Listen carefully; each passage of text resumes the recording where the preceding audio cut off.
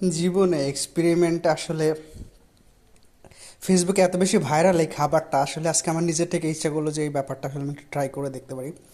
এখানে একটা বেগুন, আস্ত সেদ্ধ। পাহাড়িদের এই খাবার দেখতে দেখতে ক্লান্ত, আজকে আমি নিজেই খেয়ে ফেললাম। এখানে হচ্ছে কাঁচা মরিচ বাটা, কাঁচা মরিচের ভর্তা। ভর্তাটা যদিও আমার অতটা ভালো হয়নি। এখানে আছে পালং শাক। এখানে আছে একটা টমেটো যেটা সিদ্ধ করা।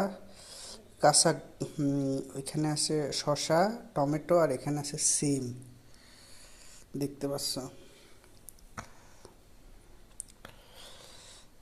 খাবারটা আসলেই খাইতে না অনেক মজা, যখন এইটা দিয়ে এই যে মরিচের ভর্তা দিয়ে এবং এই সবজিগুলো মাখায় যখন তোমরা খাবা, এখানে আসলে মাংস ফেল করে যাবে, আমি আমি মনে করি।